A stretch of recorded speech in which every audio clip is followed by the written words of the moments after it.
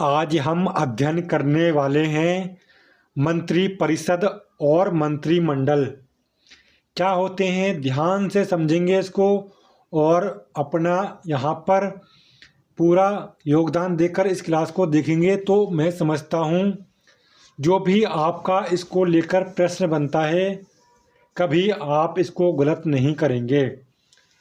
आपको एक बार देखने से ही सब कुछ याद हो जाएगा।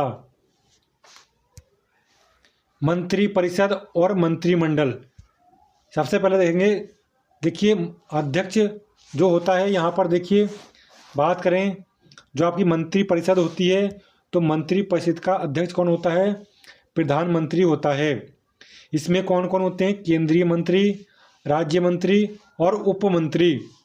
और वहीं बात करें आपकी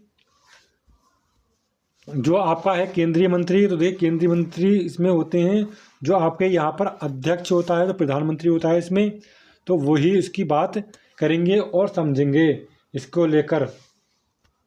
केंद्रीय मंत्री कौन होते हैं? जो कैबिनेट स्तर के मंत्री होते हैं वो आपके केंद्रीय मंत्री कहलाते हैं। इसको आगे विस्तार से समझिए। इसको देखिए आप सबसे पहले केंद्रीय मंत्री क्या होते हैं।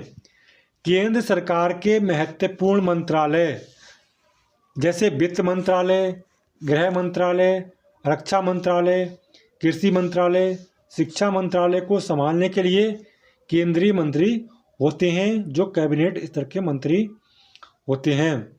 राज्य मंत्री ये कैबिनेट मंत्री को सलाह देने का काम करते हैं। जो राज्य मंत्री होते हैं वो क्या करते हैं? जो केंद्र के मंत्री हैं उनको एक सलाह देने का कार्य करते हैं। और उप मंत्री का क्या काम होता है? केंद्रीय मंत्री और राज्य मंत्री दोनों को राजनीतिक संसदीय सहायता प्रदान करते हैं, इनका सहयोग करते हैं। कभी कभी सवाल पूछा जाता है कि मंत्रिपरिषद में उप प्रधानमंत्री को भी शामिल किया जाता रहा है, तो इसमें अब तक देखिए किसको शामिल किया जाता रहा है। पंडित जवाहरलाल नेहरू के समय काल में सरदार पटेल जो सरदार वल्लभ भाई पटेल थे, इंदिरा गांधी काल में मोरारजी देसाई थे और अटल बिहारी वाजपेयी के कार्यकाल में लाल कृष्ण आडवाणी ये उप प्रधानमंत्री के रूप में कार्य कर चुके हैं। आपको इन अनुच्छेद के अनुसार यानी कि जो आर्टिकल हैं उसके अनुसार इनको याद रखना जरूरी है क्योंकि पूछे जाते हैं, बहुत महत्वपूर्ण है। और इसमें जो सबसे महत्वपूर्ण है वो आपका आर्टिकल 75(3) बहुत महत्वपूर्ण है। देखिए इसमें किस किस की व्यवस्था है। 74 में राष्ट्रपति की सलाह के लिए एक मंत्री परिषद होगा जिसका प्रधानमंत्री होगा। मंत्रिपरिषद कौन से आर्टिकल के तहत है? 74 के तहत है और उसका जो प्रधान है वो प्रधानमंत्री है। 75 की बात करें तो राष्ट्रपति प्रधानमंत्री की नियुक्ति करता है।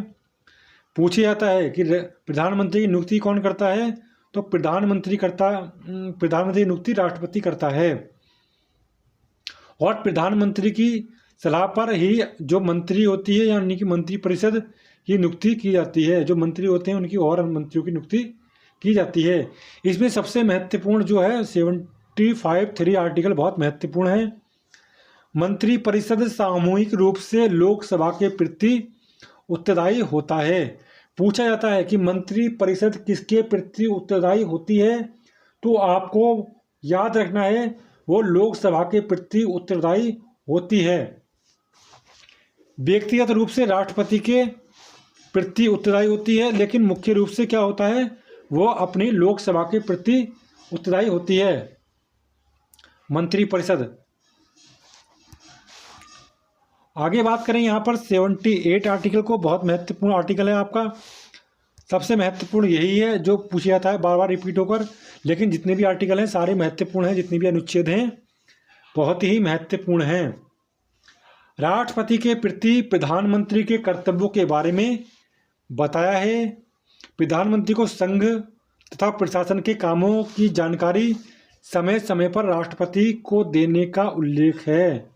जो आर्टिकल 78 क्या कहता है, 78 कहता है प्रधानमंत्री के कर्तव्य के बारे में बताता है।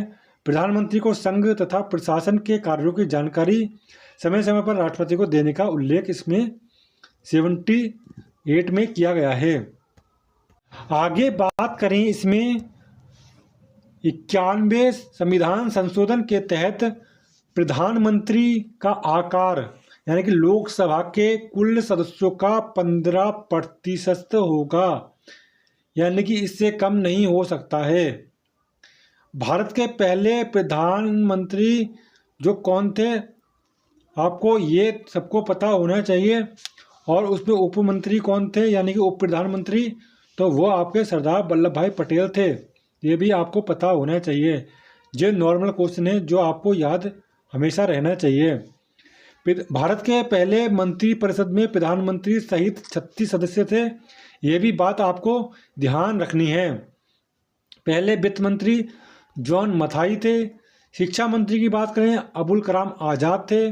कानून मंत्री की बात करें तो भीमराव अंबेडकर जी यहाँ पर थे।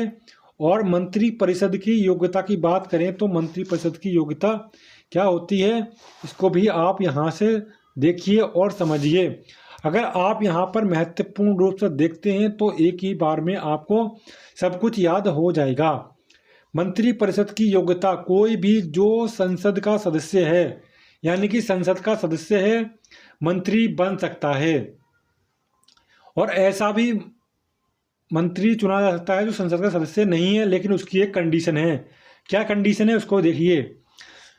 वह जो संसद का सदस्य नहीं है वो भी बन सकता है, पर 6 महीने के भीतर उसे सदस्यता लेनी होगी, नहीं तो मंत्री पद उसे त्यागना पड़ेगा। यानी कि वो ऐसा भी सदस्य मंत्री बन सकता है जो संसद का सदस्य नहीं है, लेकिन उसको 6 महीने के अंदर सदस्यता लेनी होगी, यानी कि निर्वाचित होना पड़ेगा। तभी वो क्या कर सकता है, अपने पद पर बना रह सकता है, नहीं तो उसको त्यागपत्र देना होता है। यहाँ से कुछ महत्वपूर्ण पॉइंट्स बनते हैं, उनको आपको याद रखना है।